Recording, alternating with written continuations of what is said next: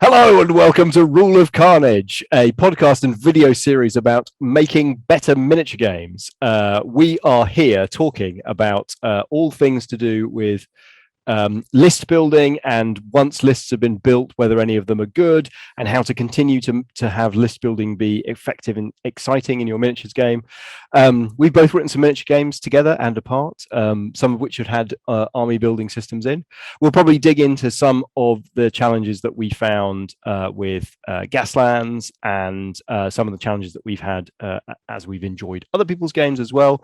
But yeah, I think, Glenn, we're going to talk about what is a meta. What does that word even mean? How do metas grow? How do they run out of steam? How do they become stale? What can you do about it? Indeed. So for those who aren't familiar with the term, meta is literally the thing beyond the thing. So in relation to games, the meta game is the game beyond the game. So an example might be like Thundercats. That's the site beyond the site, I think. Yeah. But so, for example, meta site. That would, yeah, site beyond site would be meta site. But so like in poker, there's a system where you have 3 betting and then 4 betting, and the way in which whether or not you 3 bet or 4 bet is part of the meta game of poker. To a degree, card counting in blackjack is part of the meta game of blackjack. There's no part of the rules of blackjack that talk about, suggest, or imply that card counting is the thing you may or may not want to do. But once you understand the way that blackjack works, you realize that card counting is very, very powerful, and that's what a metagame is. So within the context of miniature skirmish games, and particularly list building games, the meta is the group of lists and the interaction of lists that build up around your game and the way they interact with with each other. So on a broad sort of scale, if you had a game where you've got a sort of rock, paper, scissors relationship in the game, and then you imagine that the first tournament that ever gets played of your game, because the rocks are sexy and the miniatures for all the rocks look great and they've got great background, 90% of people take rocks. Well, the way you wrote the game is that they each have a 33% chance of victory. So it's all very nicely balanced. Then if 90% of people take rock, paper is an absolute boss of an army. And if you've taken paper, you're going to dominate the tournaments. So in the second tournament, everyone turns up with paper because paper bossed the last tournament.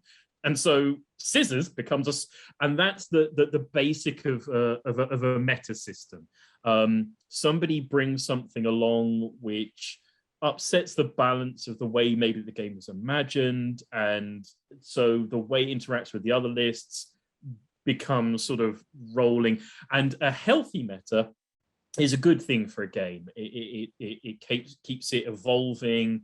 It keeps people interested. You've got to, or someone comes out with a new meta-breaking list, and so study that. Define a healthy meta. Then I think I have my definition of it, but you just use that phrase. What does that mean to you? So I think a healthy meta is one that, I mean, the sort of terms you'll hear are things like a stagnant meta being a bad one, and an evolving meta being a good one.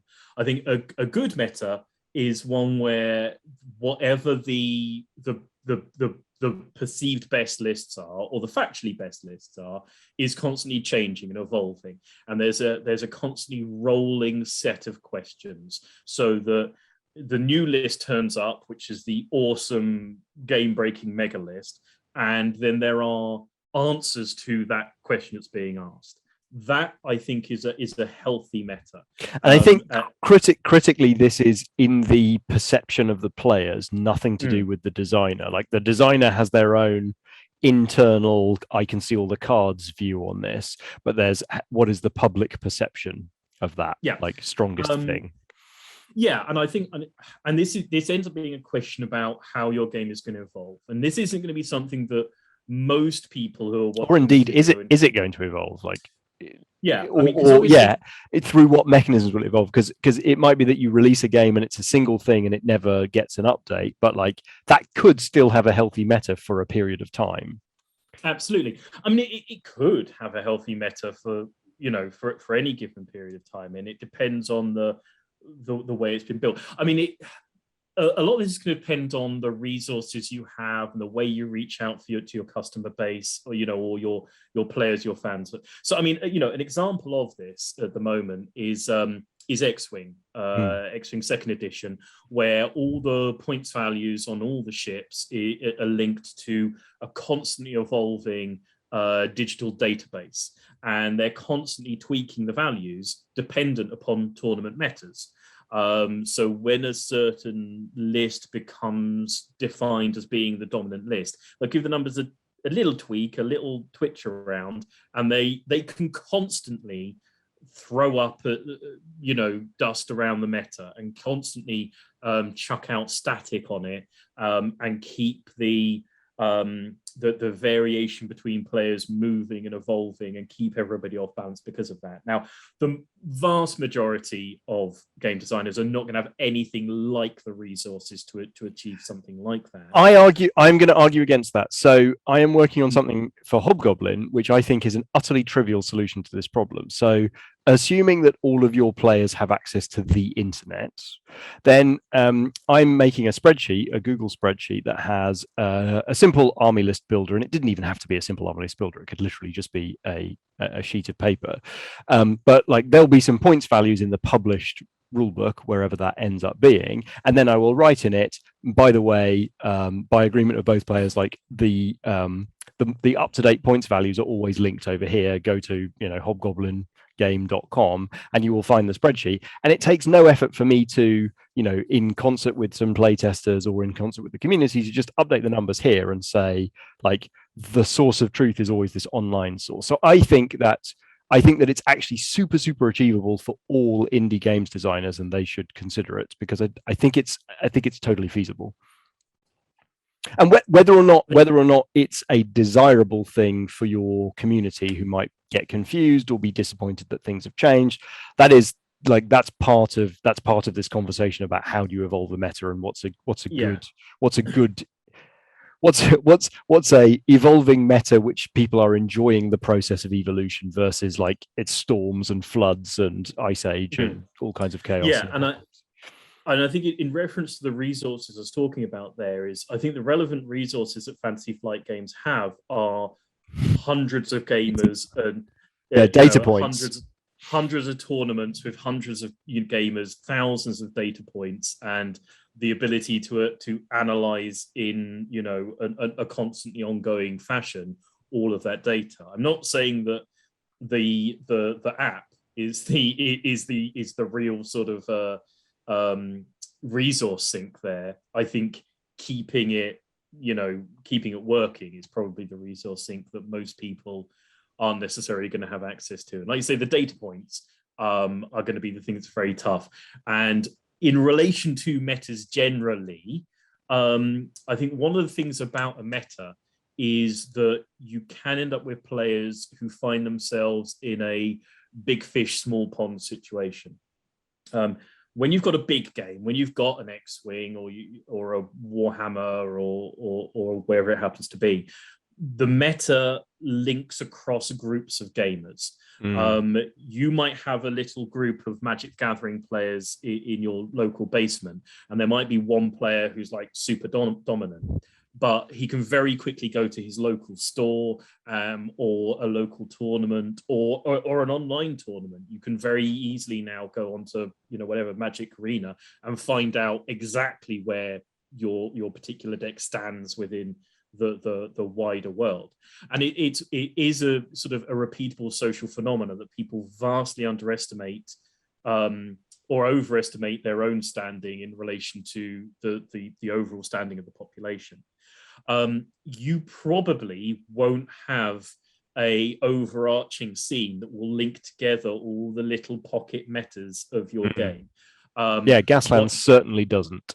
It has a lot of people talking about it, and what you will hear them say is such and such is totally busted. Everybody in our group takes it and can't beat it, and somebody else will be like, well, nobody takes that because it's junk in our meta. And there is no overarching sort of source of truth tournament circuit that shakes those things out. They just exist in their own little pocket universes.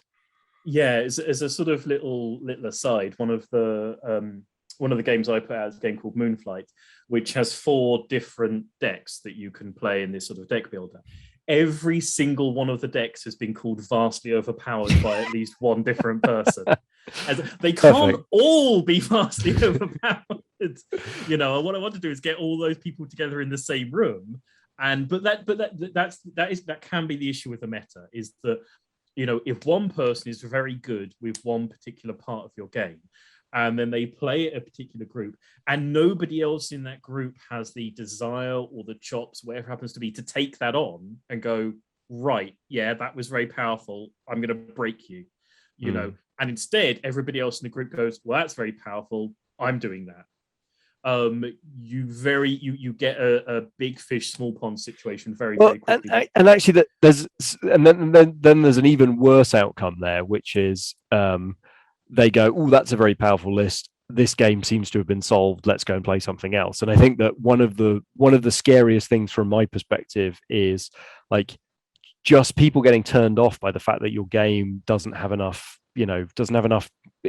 oomph in it, and a poor meta can very quickly just drive a group of people who are interested in playing it down the club will just be turned off, and they'll just be like, well, okay, fine. Like I was excited about playing the goblins, but the goblins seem to be absolutely terrible, so I'm not really excited. Let's go play something else. Yeah, I mean, Gaslands, I think, was super lucky in that it had, although it doesn't have a massive society, it has a very active community. And personally, it was very gratifying in the first months and even years of when Gaslands came out, of seeing people work their way down the certain meta paths that there were sort of things of, oh, have you seen this thing, it's amazing, this is very dominant, and sort of sitting back there watching conversation going, oh, they haven't found the next level of the meta, oh, it's going to be so, and then somebody finds the response to that, and it was so gratifying to see somebody go, oh yeah, that is good, but if you do this, I think linking back to the list building we were talking about before, is in real time I did get the experience of watching people solve your maze, go down the various points of the paths and find the responses, and it was a very gratifying experience to actually to go through. If you ever get the opportunity, it's great fun. But yeah, it is tough when people end up in their little sort of pocket universes of a given part of your meta, and it's very hard to know what to do there, because what you want to do is to go onto the forum and shout at them, no, that is a super beatable team, do this with this team and beat it, and then there, but you're onto a sort of a hiding to nothing if you attempt that. They're going to have to dig their way out of that hole. Yes, just like toddlers, they're just going to have to learn that hurts. They're just going to have to figure it out themselves. This is the big question that I think metas create for a designer, and it's why it refers back to the list building we were just talking about, is that metas and the possible stagnancy of your meta is one of the big cons against putting in factions, lists, structures that can be built and exploited throughout your game, because without those structures, your game can't create a dominant meta, and therefore can't become stagnant within its meta. Maybe, but it goes back to that other con about the longevity of it. Like, if there aren't multiple paths to explore, then I mean, I don't 100% believe this, but like, if there aren't multiple factions to explore, like, once you as a group of players have sort of established who's best at this game, then that person is best at that game, and that, like, you can keep playing it, but that person will probably come out on top or whatnot.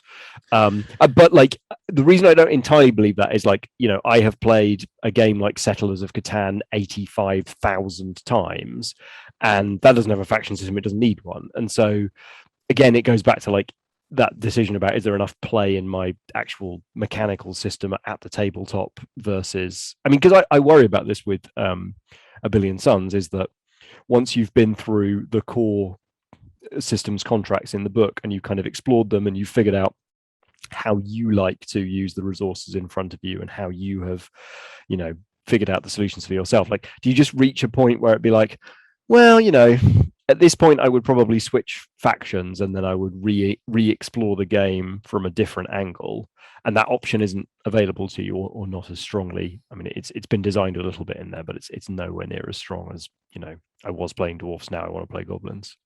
I mean, so there's a term that I've heard before, and I don't know how heavily used it is, but I think it's quite a neat one.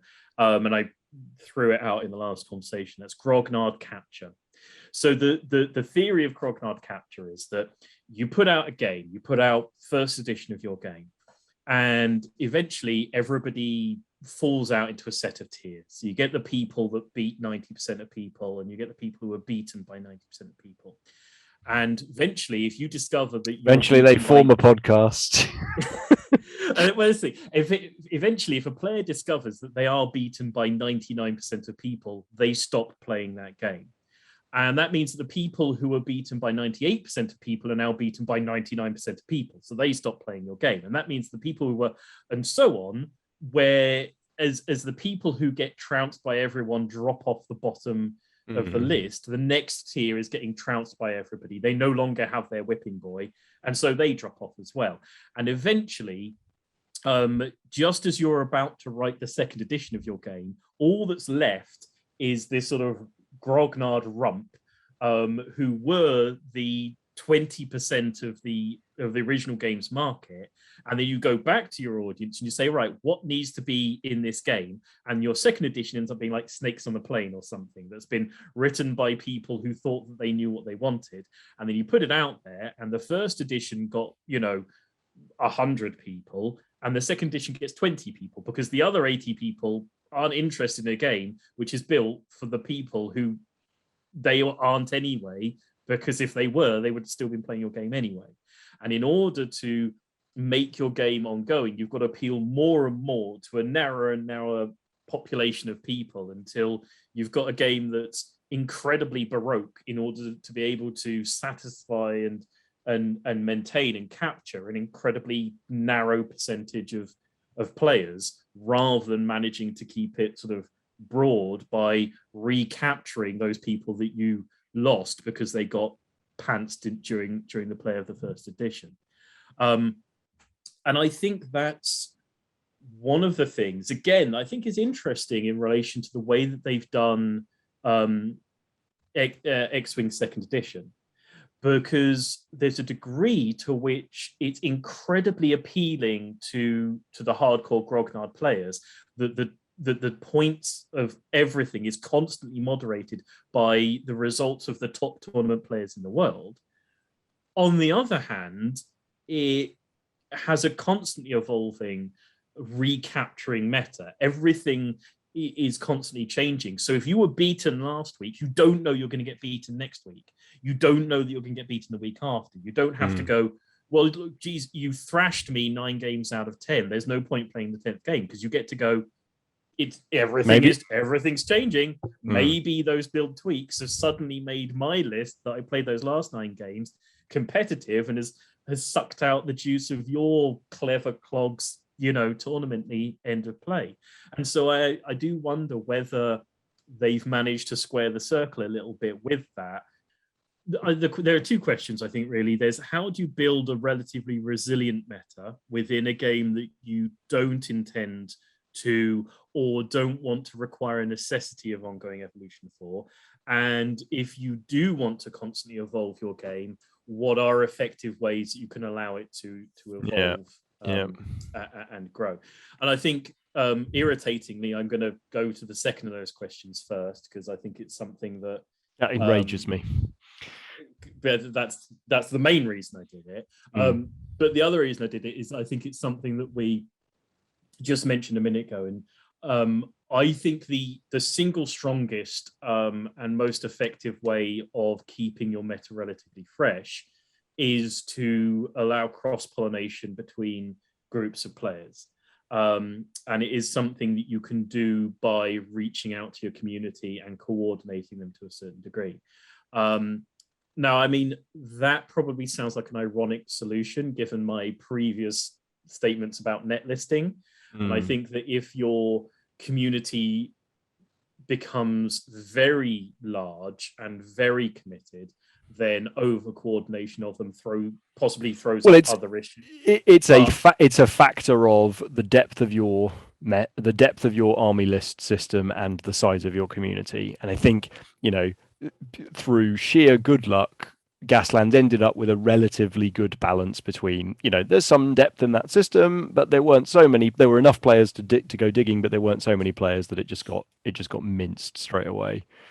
Yeah, I mean, I think in truth, if you have a large enough community and a large enough number of players to genuinely mash through a system with any kind of depth to it at all, then that's a bit of a champagne problem.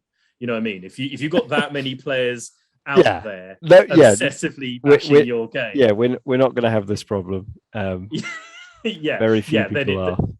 Then it's a sort of Crimea River situation where it's like, oh god, my game did so well that people just but again it's a factor between those two things. So if you design too little a depth into it and then it gets solved really quickly, then there are a couple of games that have gone down the toilet because they have been solved, and that's a dirty word in wargaming. Yeah, and I think the core question there, probably for the majority of people who are looking at this particular set of problems, is what level of depth and sort of resilience and sustainability do I need in order to have a game that has a fundamentally stable meta at the level at which our games. Do you genuinely have an answer to that? Because that just doesn't seem like a question that has a feasible answer. I mean, the answer is just exactly the right amount. Yeah, the correct amount. 16 weapons. You need at least 16 weapons, but never more than 32. I have no idea how to answer that question. I think that one of the classic answers is that the reason that a lot of games talk about a rock paper scissors system is that rock paper scissors is a rather splendidly self-balancing meta. Everything is a valid choice. Everything, is balanced by everything else, and it keeps rolling around on a certain system. And I'll tell you something else. It's one of the things about Gaslands where the non-2-player system super valuable in keeping the meta for Gaslands rolling and fresh. And this is one of the main reasons you should, I think personally, strongly consider having your game supporting more than 2 players. Because the thing about Gaslands is that you get to have the rock, the paper, and the scissors on the table at the same time, all being each other's solution to each other's problem. And that made that meta so alive, and continues, I think, to make it so alive, for such a long time with so little price. And I think it's because, that's absolutely right. It's a super good observation. I hadn't thought of it that way. It's because it seems to be that it's like it allows it softens the I got absolutely pantsed feeling on the other side of the table. It allows you to sort of pass the hurt around, so you've always got a whipping boy, even if you got outclassed on the left. You've got the rights to go after, and so it ends up, I think, softening that competitive edge a little bit. In that there's always some chaos coming from the other direction that you don't quite have an answer for, even if you've got a game plan and you're winning on that.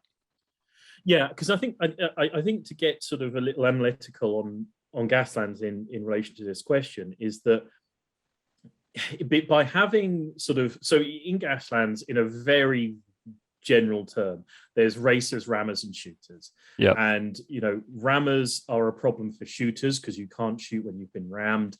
Racers are a problem for rammers because you can't ram them when they run away from you. And shooters are a problem for racers because it's really hard to outrun their guns. And so your enemy's enemy is your friend in Gaslands.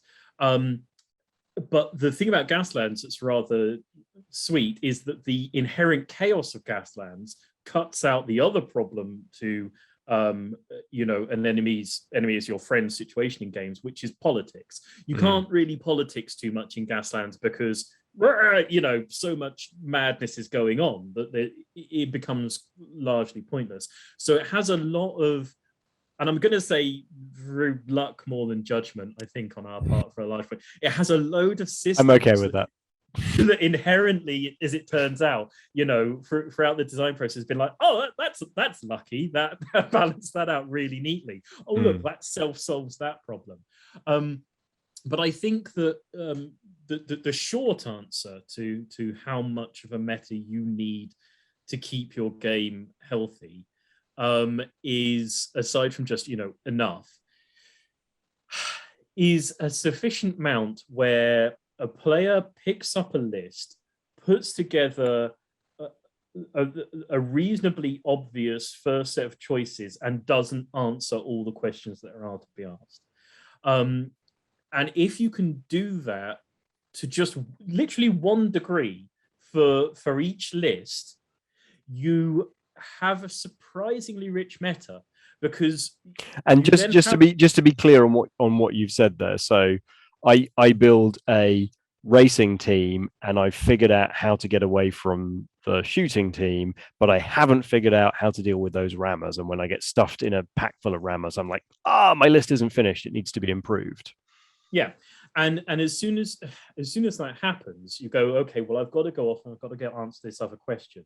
And that's inherently your second step meta. Because at that point, they're going back and they're looking into the question. And as soon as they do that, it means that everybody else can do that as well. Because once they answer the question of the rammers, then the rammers have got the question of how to answer the question that was asked by the racer answering the question of the rammers. Interesting. And then so if they've asked the question the first time, then it becomes in some way recursive. And so as long as you get them to ask one question, then you've hopefully got a snowball effect. I think the secret is to teach your players that it's worth looking for the answer to the question, how do I solve what just happened to me? Because to my mind, the big problem with stagnant metas is that they're essentially sort of learned helplessness within a given sort of pool of players, where you play a game, a certain thing breaks you, and you just go, there's no point looking for the answer. There won't be an answer. That was too dominant. It was too good. The game is broken. Time to walk away. And that's really interesting because the way that you described it there, I think is critical. It's like there's a moment of a broken trust or a broken contract between the player and the designer, and this happens a lot with GW games. Like we've been taught by ourselves in our community to do it. Like we just go, oh well, I've observed something broken. I don't trust that the designers care about that problem, so I'm just going to walk away from the game because I assume it's just a load of junk, rather than having a situation where you've built enough trust in your community to be like, oh, that was incredibly powerful. I bet they've hidden the answer somewhere for that. And I, again, that might be more luck with Gaslands than anything. But well, I think that I think the way that Gaslands does it is that you have the sponsor system, and the sponsors lay out a little trail for you. They say, okay, this sponsor does this and it does that and it does this, and that gives your players a set of clues to go, oh, okay, if the thing that I've just gotten because I put on this sponsor hat does X, presumably if I follow that down, oh, okay, there's the thing that buffs with X and there's the thing that changes with X. That's my initial team because I've been given the clues and I followed the little path down and boom. And then what you do is you make sure that the route one sort of path you follow from the clues you were given with that sort of the hero character has a question, definitely has a question that will definitely get asked, and has a non-obvious but not incredibly obscure and esoteric answer. And I know that's a sort of like, well, that sounds a sort of difficult needle to thread, but if you can do that just once and you can go, okay, most people will go down this path. Once most people have gone down this path, they'll get pantsed by this thing and they'll go, oh, how do I solve it? that'll solve it. Brilliant. I'll do that. Once they've gone through that process once they've learned that they are not helpless against something that absolutely mashes them, then I think you set up the sort of virtuous circle for your players. And by and large, from that point onwards, whenever they get pantsed, I think that they will put up an effort and a fight to go back to the book and go, there's probably something in here. And eventually, sometimes some people will find that there is an answer. And every time that someone finds there isn't an answer or they can't find the answer, that's one degree towards the stagnification of your meta. And when there comes a point where nobody can find any answers to a very limited number of lists, your meta's gone stagnant and you're in potentially serious trouble. Unless those few lists are just incredibly fun and everyone just loves playing against each other and your game has simply become stable, which isn't the same as being solved. But puts me in mind of the Battle of Little Bighorn, which long-time listeners will remember. It's my first war game that I ever played, which is a very, very old board game. That has 2 set lists. The Cowboys have, like, Custer's always got his little guys. The Indians have always got their little guys. I love playing that over and over again. Like, it's set up, the scenario's right, the forces are right. So I guess one question that I really want to dig into just for a moment here is this achievable? Is that like minimum level of question and answer achievable with a generic set of options that everybody gets access to, in your opinion? I mean, I think certainly, so long as you have, in my opinion, I think as long as you have enough limitations on what can be taken by a given player, then you should inherently have, I memean, let's say it's a fantasy game. You're inherently going to have close combat and you're going to have shooting and you're going to have, fast moving things, like, say, for an example. And generally the shooting is going to be quite good against the close combat because it's going to wear it down as it comes across the field. It's going to be very weak against the fast moving things. And the fast moving things can be very weak against the dedicated close combat things and so on and so forth. And so long as you can't take all of them all of the time, I think you can have that in a single set of options that everyone has access to. I just think that I personally think that faction lists gives you the option to throw out more fun clues for people and more paths and more of an option to say the thing you build is going to be unique. Therefore, you're going to have a learning process because of it. I think that if you know that not everybody is playing the list that you're taking, then personally, I pre-assume that there's going to be more questions to answer because I'm taking a fork while you've got a knife. And I know, therefore, that there's going to be weird questions I'm going to have to answer to figure out how to use my fork to flip the knife out of your hand and then stab you in the eye with it. Because the problem is, I bring an army list you bring an army list, you win, and I'm like, oh well, I'll just take that one then. And then I turn up with the same army next time. And I feel like, in Hobgoblin at the moment, there are. I'm trying to find what's the right number of available options so that you in no way can take everything.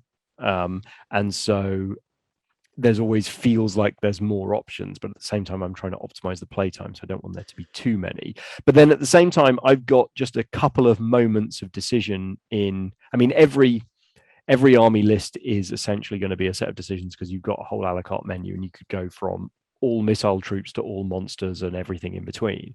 But I also find like one clue that I'm leaving people is there's a set of spell schools and they will give you a set of 3 spells and that will emphasize a certain kind of play, like here's the movement trickery thing, here's the hexing combat people one, here's the like buffing your guys one, and that will just sort of provide a little bit of a clue, which is like, oh, if I make a kind of necromancy healing and bringing new units, then I probably need this blend of things to emphasize that.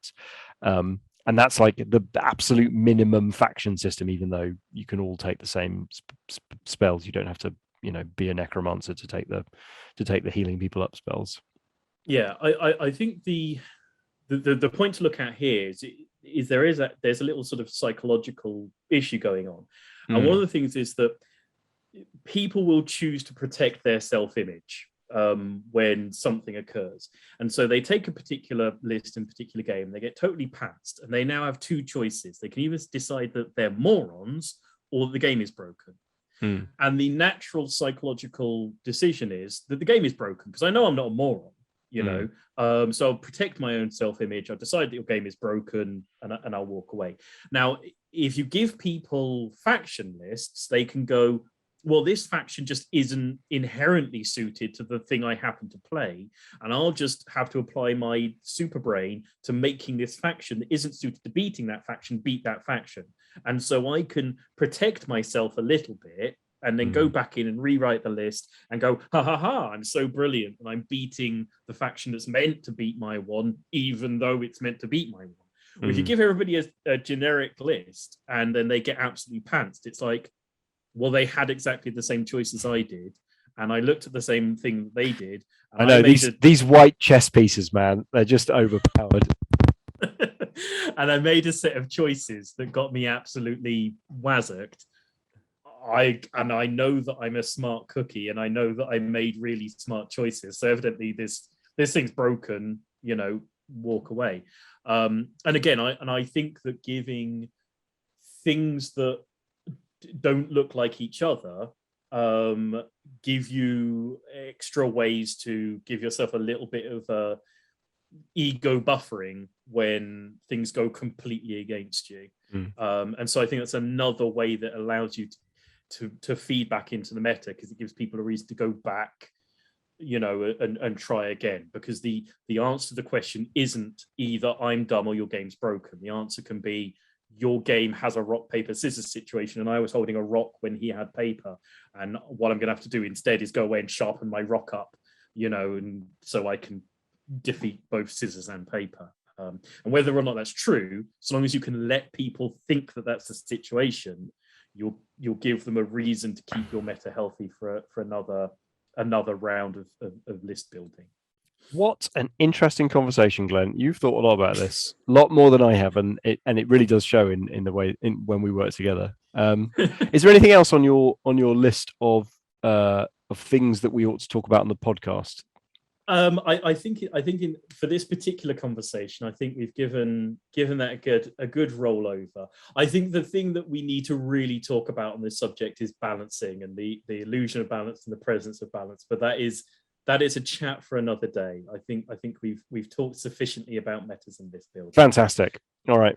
Thanks, everyone. So, yes, thank you very much, everybody. Thank you for watching. If you stuck with us this long, I assume you found some part of what we talked about here interesting. If you did, give us a like and subscribe. We love to see them. If you didn't, or if you just have opinions on metas, on how to keep them healthy, interesting metas, stale metas that suck, metas that are brilliant, drop us a comment in the comment section. We have lots of opinions about different systems and where their metas have gone, and and why we changed slimes. Yes, there are definitely opinions as to why we changed slimes, and other people's opinions about whether we should have changed slimes. And if you'd like to have that conversation, hit us up in the comment section. We might not have it, but you can always ask us. We'll always take that bait. What are you talking about? So hit us up in the comment section. Hit us up on social media. Talk to us in whichever way you can get a hold of us. For now, though, we're going to sign off on this particular Rule of Carnage, and we'll see you next time. So bye-bye. Bye.